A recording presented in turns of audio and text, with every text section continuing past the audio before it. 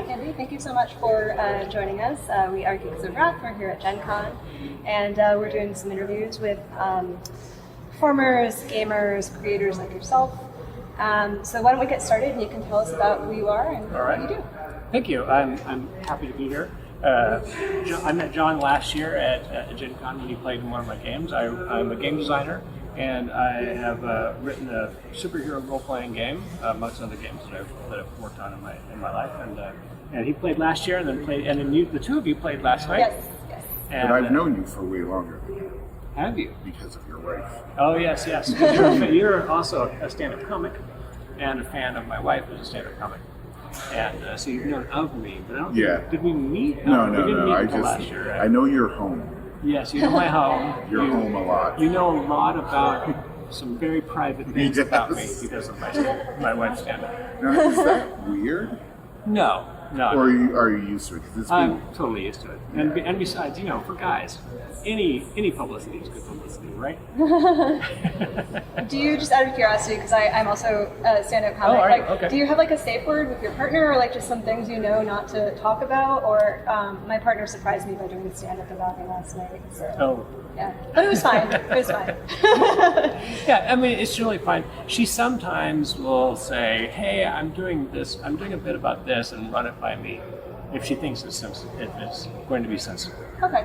But I don't think I've ever actually said, "No, please don't do that." Yeah. I think it's like, "No, fine, do it, whatever." Yeah. I mean, she tends to give me the laugh lines, right? Okay. Right. Yeah. And she tells a story, regardless of how the story actually went in life, she will turn it around to where I get at least. Yeah. I think that's what I do as well. But when I was watching stand-up comedy when I was younger, I was like, I should never do the stand-up comic. I'll just always end up in that material. It's true. But all publicity is good publicity. Yes. You know about it. That's right. And see, it hasn't stopped you from wanting to No. See, It sounds like a cool right? guy. I was saying people who because you came across D&D when? Oh, I was a freshman in high school, and some friends of mine that were a year older than me that I had from junior high were playing in the library, and so that was it. That's very much like how I got into White Wolf. Mm-hmm. I was in middle school, and my friend who was a year higher than me, he told me about D&D, and I was like, I don't know, I kind of don't like fantasy because I already hated fantasy. Too young for this. Well, see, this is the thing. So, as you may know, I'm black, and D&D is very exclusive. But especially back then, I feel like it was very gay. Yeah, it's much more inclusive. Yeah, now, but when I was introduced to role-playing games, it didn't feel like there was any place for people who looked like me, and the people who really liked it were very gatekeeper. That's too bad. Yeah, I mean, this was in the early 90s, so I feel like people who played it in the 70s are very much, I want you to like this thing I like. Right. But by the time I got to it, people started being very gatekeepery about it. Yeah, and so honestly, later Gen, I'm at the end of Gen X. I think about some of the things some of the storylines that me and my white friends came up with in high school, and I'm like, oof. Was it Johnny Quest bad? At least. Johnny Quest was one of my favorite cartoons, but it was every negative, not even just negative, not necessarily negative, just crazy, wild stereotype about every non-white person. Oh no! Right. We just didn't know any better. It was very problematic. We didn't know better. Yeah. I loved it. I grew up in California, with liberal parents, and of course I didn't feel any, but of course all those stereotypes, we just breathe that stuff, right? And so it just comes right back out in what stories teenagers create. It's water and you're a fish. Yeah. That's America. That's exactly it. But then, so my friend was like, you have to become aware of it before you go, yeah. Right. So then my friend Kurt was like, well, how about this thing called Mage the Ascension? And it had a black guy on the cover. And I'm like, now we're talking. And then I ended up getting Mage tattoos. Mage really Mage great. and then Werewolf like really got me into role playing. I loved it ever since. It's actually I honestly think that White Wolf, Mage, and Werewolf, and Vampire, Vampires and brought all people that into brought a lot of new people into games, into role-playing games that would never have done it before. And I also think that they also presented like that subculture as a stylistic choice as well. So people that there's like a fashion choice. Yeah. In some ways, they're like, oh, that person's a White Wolf. Like, yeah, it's trench sort of coats and katanas. trench coats and katanas, and Everybody had trench coats and eyeliner, machine guns. and Yeah, the vampire players. Yeah, it was just a movement, and and like I last night I was like we were doing a pun battle, and I decided to do vampire game shows, okay. and I did stuff like Then Truth or Dare, and like Giovanni Family Feud, and I was like, people are gonna get these vampire jokes. Like these people look old enough to get vampire jokes. So like the ones who did loved it, but everybody else was like, what's a Tremere? Right. Well, you had some like The Price is White Blood Cell. Yeah, That's pretty good. yeah, I did it. I did some general ones, and then I did like Tremere Pursuit instead of Trivial Pursuit. Yeah. And like, yeah, so like her partner was like, ha ha, but like everybody's like, what's a Tremere? I think White Wolf had its like heyday in the mid '90s, maybe into the early 2000s. It's still sticking around. Yeah, there's still people play it, but it's sort of. It's never gonna be D&D. But the people who played it are now playing a lot of other games, which I think is amazing because those people didn't play games before. They Yeah, didn't no, play games. it wouldn't. Now they're have- playing D&D and they're playing other things. They're playing Daggerheart or whatever. So, since you've been in the field for a while, what do you think has changed to make it more accessible, or like what are some trends that you've noticed? So certainly that accessibility and diversity, like seeing more diverse people in the artwork on the cover, Hold on seeing one those second. people playing. I'm like barely in the shot. You can edit this. We can't edit you back in this frame. No, we'll just cut that bit out. Sure you can. So ask a question.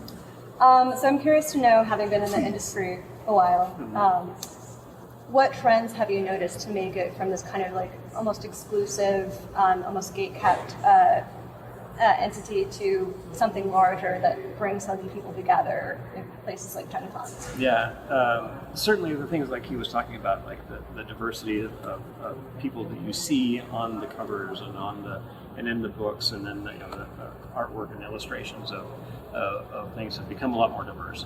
The second thing I think is just in general, I think that geek and nerd sort of culture in the 80s was still a bad thing, and now it is not.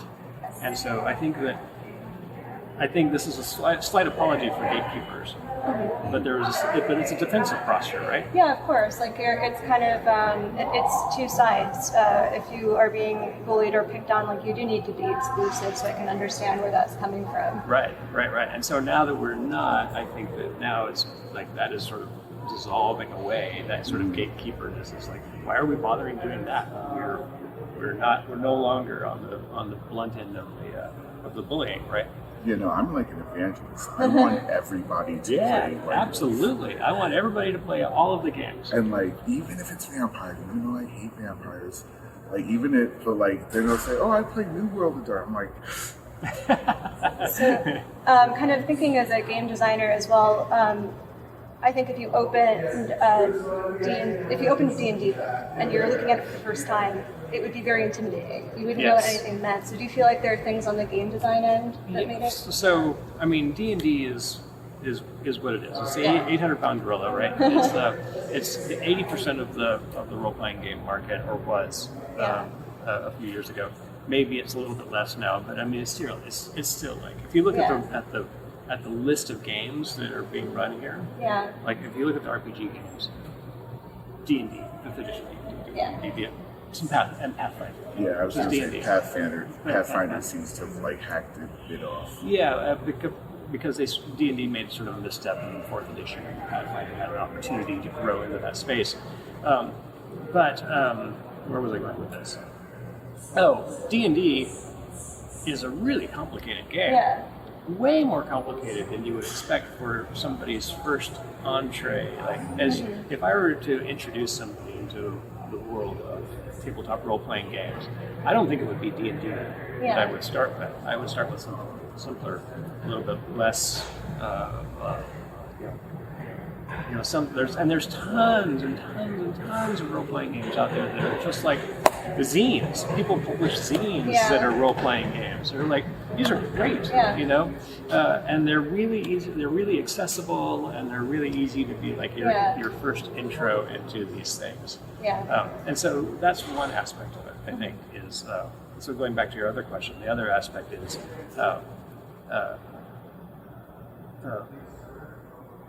what you're talking about. Like game designers are making games for accessibility. Like we're trying to make games that are enticing and are easy to pick up and easy to play. I have a superhero game. Yeah, I'd love to talk about what you were. The Hero Instant. Yeah, that had some really interesting. One of my design goals Yeah. was to make a game that people could make characters for in half an hour and start playing. Yeah. And you guys played pre-generated characters last night, but you could see it's a handful of things to write down, a handful of stats and some powers, and you're good to go. Yeah, no, let's talk about that because that had some really interesting mechanics. So you had the same story. Why don't you give some context for the canon? Because you're way better at it than me. So the concepts it was 3 time periods in the DC universe. That's right. And there were 3 tables of players. And one table was in 1942, one table was in 1982, and one table was in the 31st century. Right. And some event happened that was shuffling people back and forth in time. And the players would get up and have to move to a different table. When your character goes to a different time point, you literally have to get up and move to another table where you have no idea what's going on. You have to jump into somebody else's story, and the people there may or may not like you, or they may or may not know all your secrets, depending on what time period you're from. So I ended up, I was playing Jay Garrett's daughter, and I ended up with one of the Brainiacs. And from the 31st century. From the 31st century. All about you. Who knew everything about me. You're a historical figure to him. Yes. and Flash, I feel like Flash family are all kind of smartasses. And it was very disturbing for her to be around somebody who was more of a smartass than her or her uncle. The interplay between the two of you was chef's kiss of good role play, honestly.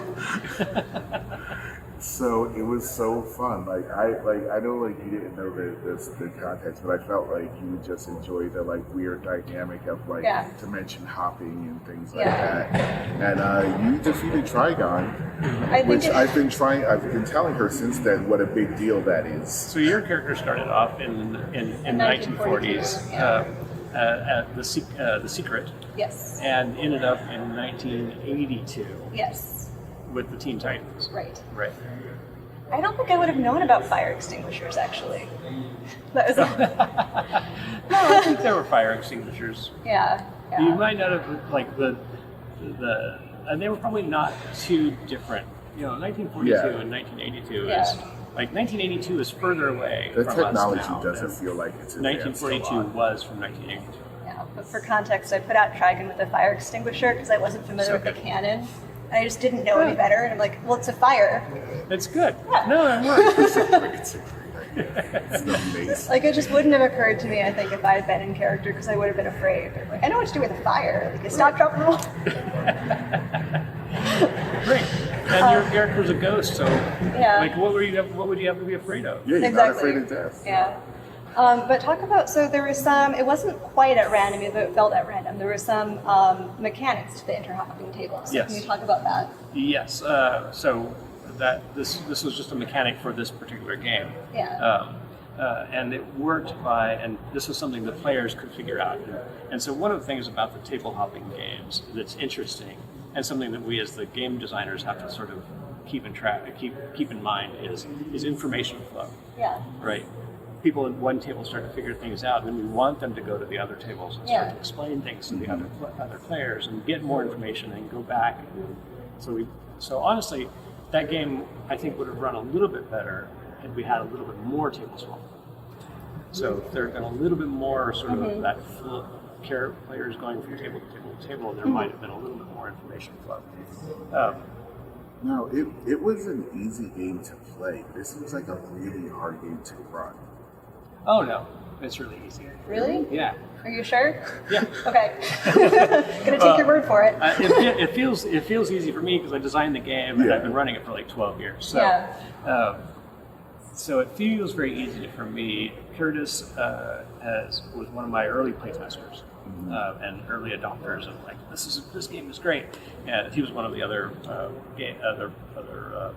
GMs at the tables, but he's a lot less confident as a game master. Eric is very confident as a game master. He was at the third table, and but he's run this game the least of us. Right. But he's run other games and plenty of other games, so I was perfectly able to you can do what you need to do.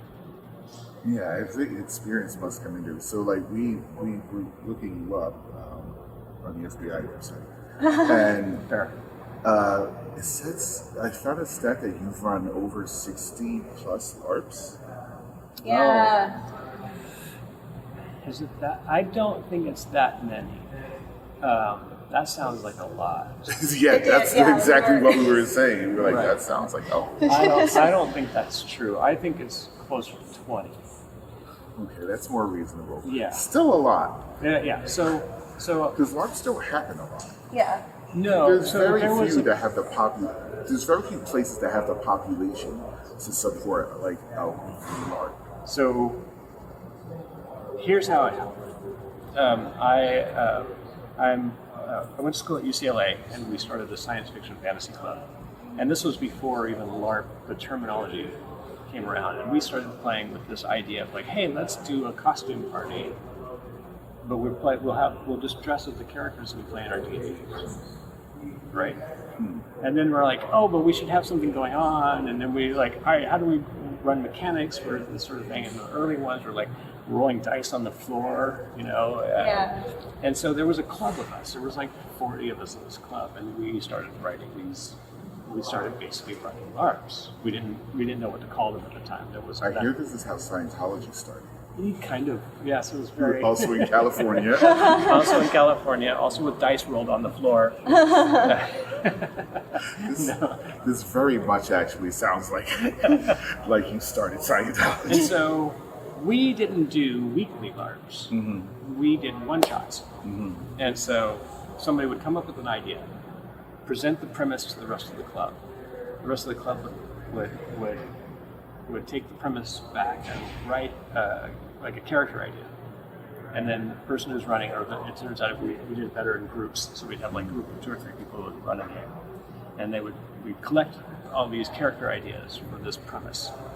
And then rewrite them, and write them all together to have interlinking connections and things, right? So you would have some histories together, and then on maybe a couple days before the LARP, we would send them back out to people, and then on the day of the LARP, you'd come and it would basically be a party.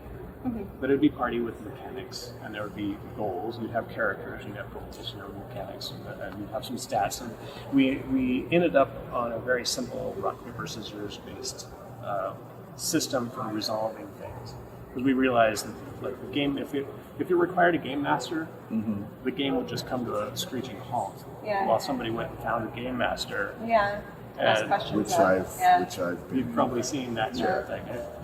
Honestly, the World of Darkness LARPs have a lot of that problem. Yeah, they can grind to a halt when it comes to adjudicating things and combat, and that's like it's been decades and it's still kind of right because they needed to come up with some system where the players could just resolve it themselves. So I'm curious to know, as a game designer, how do you work backwards from an idea? Yeah, it's a good question because ideas come in a lot of different flavors, right? So sometimes it'll be a mechanical flavor or a mechanical idea. like a certain way dice work, or a certain way that cards work, or whatever. Maybe there's like, oh, I want to do things with cards that overlap, or something like that. Something super mechanical and it doesn't have a theme, and then I go, I sort of figure out how to do that, and then go searching for a theme that sort of makes sense. But like, what am I doing? What's the fiction of this? Yeah. In some cases, it'll come from a theme, or it'll come from the fiction itself. So, for example, my wife and I visited France and went to the city of Lyon, which used to be the Roman city of Venom. And there is a period, and we went to this museum. There's a great museum there that has the Roman history of it, and there's like some sort of amazing things happened. It basically was the Wild West of Rome, right, of the period of the time. And there was a period of 60 years that are really fascinating to me, and we don't know much about them, but we do know that at this point, at the beginning of the 60-year period, they built this altar dedicated to the Council of the Gauls. So the Gauls had been the enemies of the Romans up until like 20 years before that, when the Romans finally conquered them. And then 60 years after that, Rome declared that all Gauls were citizens. So there's a Council of Gauls being celebrated in some way, and then allowed to be citizens 60 years after. Yeah. So what happened in that 60-year period? What were the politics of like being a Gaul or being Roman in a Gaulish territories in those 60 years? That while the city is also being growing and becoming a real city for the Romans, and ultimately producing one of the Caesars. And you thought there's a game. There is a game there, and I'm gonna find it, but I don't know what it is yet. Yeah. Do you ever consider just like writing a story, like writing a story and then like that's a good way to sort of explore a theme, for sure. Sometimes we do that. And just sort of like, all right, well, let's come up with, like, I do this writing assignments. I also teach game design. Yes. And I do this as a writing assignment for my students. It's like, let's create a world, and now let's populate the world. Like, what kind of people live here? Now I want you to go home and write. Here's homework exercises. Go and write backstories for 3 people who live in this world. So a couple of years ago, I actually got to run a game with two. No, you were in a room. Was I? Okay. Yeah.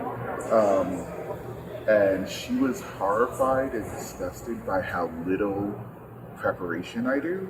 Oh, because right. she assumed, like, with the way the game is. I remember, because we were doing it over Discord and you were really in the same place, and he just like was improv, like, okay, where are your notes? Right. Yeah, and I was like, notes. I just do it. Right. And that's so opposite to her process. Yeah, I'm doing my first game mastering later, and I've been like prepping all morning. Like, I need to know all the characters, I need to know what the traits are. Like, it honestly helps to know all of that stuff. Yeah. But it's like improv, or it's like public speaking. Yeah. The best way to do it is just to really know the material. Yeah. Mm-hmm. And then put away all the notes and just talk about the material that you know. Yeah, exactly. Yeah. I know White Wolf like the back of my hand. I know Mage and Werewolf inside and out. So really, I don't have to think about that stuff. But they like, because so when they go someplace, they always they get wrapped up in my NPCs. Oh, right. And they say, and I'm like, you guys, we aren't moving anywhere because you spent 20 minutes talking to the concierge at the hotel. And they're like, well, you made her really interesting, so it's your fault. So but if they're having a good time, then what's the problem? Yeah. Right. Why can't we just have an RPG where we make the most friends, and that's the game? Because it's werewolf. Werewolves and kill things. I know. The one thing that because I like playing more than I like running, but you get to a certain age where the only way you're gonna play is if you start it. Yeah. And all my players are females. This is cool. entirely new, and it's been new because I'm like, because I played in a General World of Darkness game for like 5 years, and it was mostly other guys, and they were cutthroat and they were bastards, and nobody cared, and nobody had emotional intelligence, and it was, so this game is very different. Right. And like sometimes they will cry, and it will freak me out.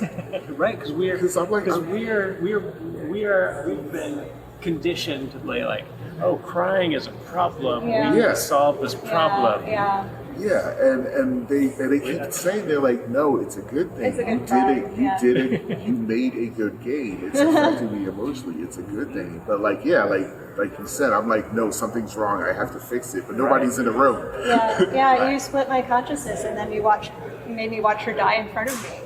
Well, it's because I thought it was a good story. I didn't I think know. it Yeah, it was a. But It like is a good story, and good stories sometimes make people cry. Yeah, I had to have a death of self to be reunited with myself. Like that was very powerful.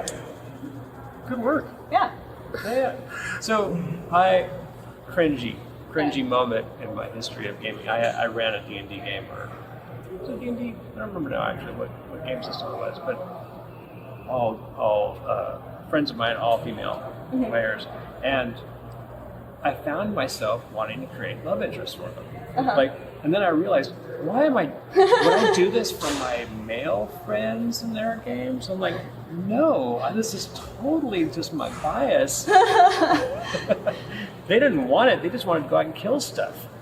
I've actually been having a big problem with that, but mostly because of the neuroses of my players and their characters. Okay. You've definitely done something on purpose. Like you've slipped in a type. Oh, Yeah. So all my players are some shade of queer as well. Okay. And so I find that if I put big, strong, commanding women in, they all kind of swoon. Oh. Even the ones playing male characters, so they have a type. So also, that's you playing to their biases. Yeah. And not necessarily your own biases sort of seeping out. Yeah, I know. Yeah, because I just Or find maybe it notice. I mean, there's a little Wonder Woman artist in all of us. Sure. What's that phrase? The writer's barely concealed fetish. Yes. Yeah. But I also noticed they like middle-aged, commanding, soft-spoken men. So if I put one of those characters in, they all swoon. I'm not in that picture.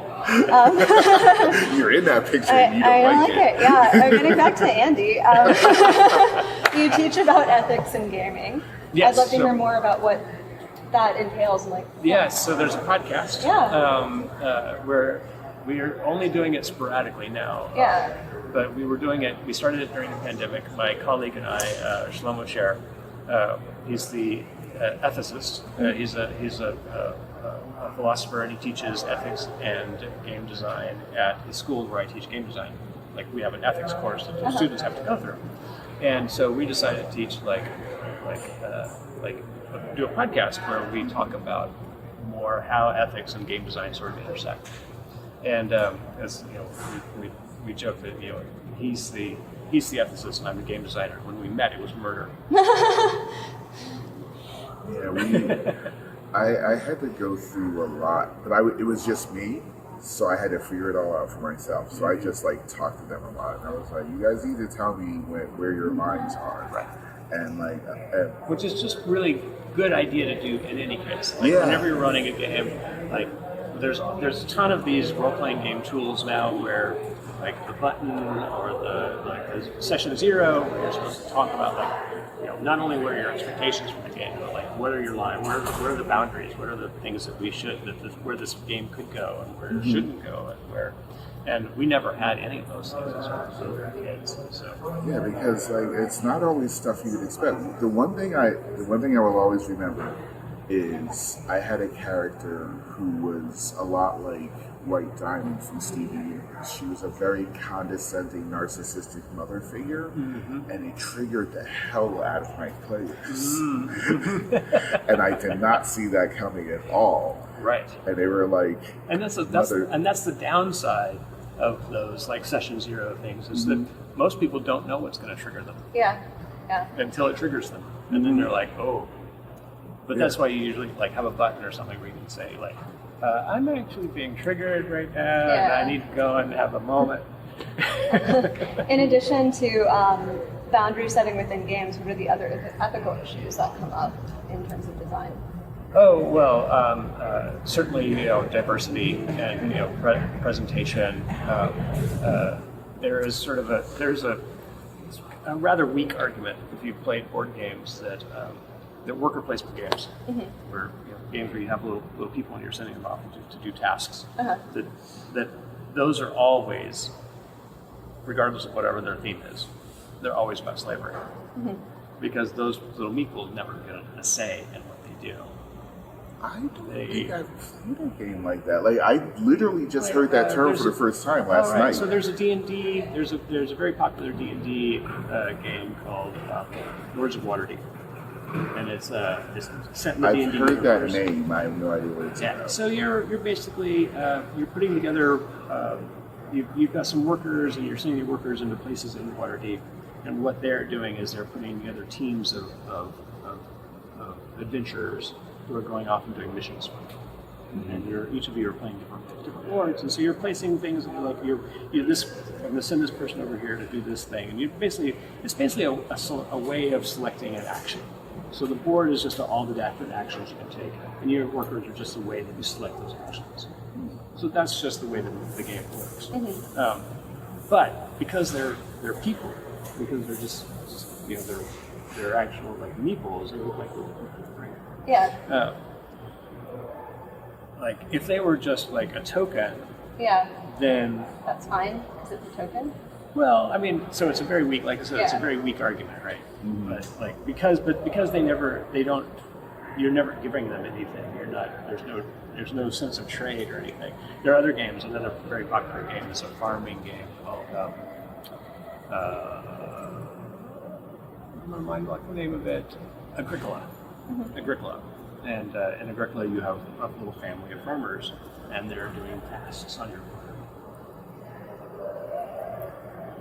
Now, they require food, so some of the tasks that they're doing are to feed themselves. But then you're taking the extra from their output. Right. Okay. Right, and then you're doing things like building their farm out bigger, and like planting other crops, or buying cows, or whatever. That almost feels like a free will argument to me.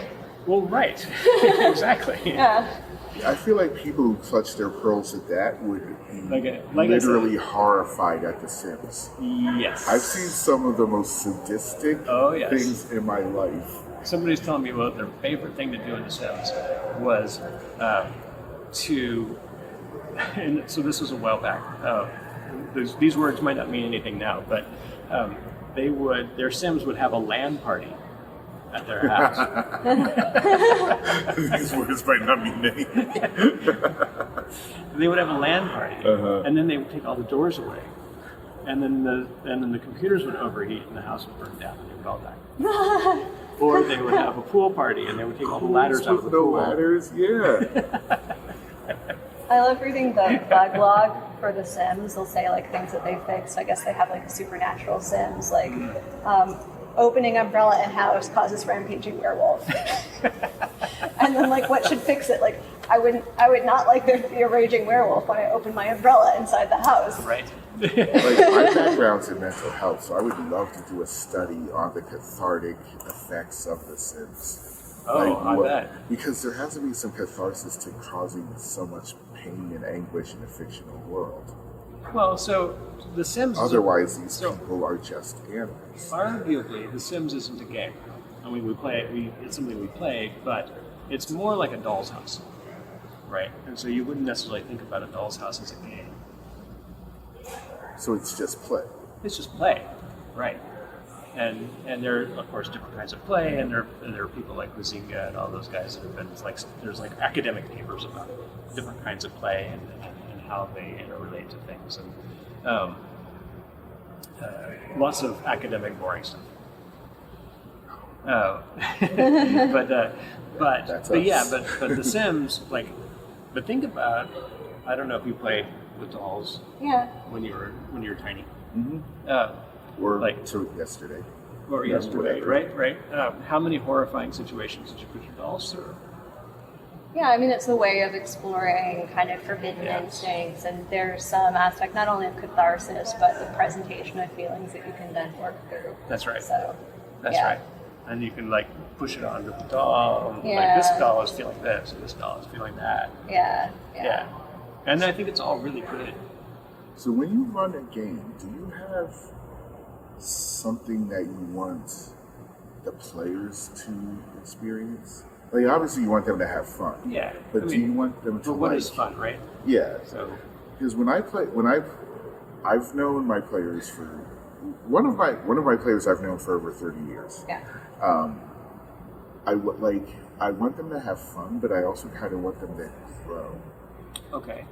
You know, when I Right, like if they have things like in their real life that they have trouble with, I kind of like Right. like So that's the nudge them to- psychologist in you who would like to see them. And my understanding is that people do use role-playing games in psychology. Oh yeah, as a- role playing is definitely a thing we usually do. Right, but I mean, even like D&D gets used in psychological settings. Yeah. I don't know much about that, but I am less interested in their personal growth than you are. Not a psychologist. Yeah. But I do have like a certain kind of flavor of fun that I may want to get out of a certain game session. You were always asking, can I make that? Do you want to make that better? You kind of had like a well, temptation. That's just part of the hero instinct. Oh, Like, yeah. That's not just like you encouraging bad decisions or hoping people take risks. No, not at all. That's It's so fun the game how system. much fun you have. It's my favorite thing in the world to do. That's definitely part of the role-playing fun games is how much fun is you have, because super then like fun. you have to have fun. Yeah, I hope so. I hope I'm adding to the fun. Back to the type of fun you're hoping. Yeah. for So others. so I usually have some sort of like an idea of some flavor of fun that last night's game was meant to be just a big adventure, and with a lot of chaos. Yeah. So the a lot of chaotic things going on. People not knowing what's going on, having to figure out what's happening. And maybe they figure it out, maybe they don't. But hopefully, there's a lot of fun to be had there. The other game I'm running this weekend is in the Marvel universe with the Great Lakes Avengers, which are sort of, if you don't know the Marvel universe, they're the C team. They're laughably bad. I'm only vaguely aware because I know West Coast Avengers are the B team. Right, And it's like they've even the Avengers have actually even told them to stop using the name Avengers. Right, like, they've gotten cease and desist letters from the Avengers. They can't call themselves the Avengers, but they do anyway.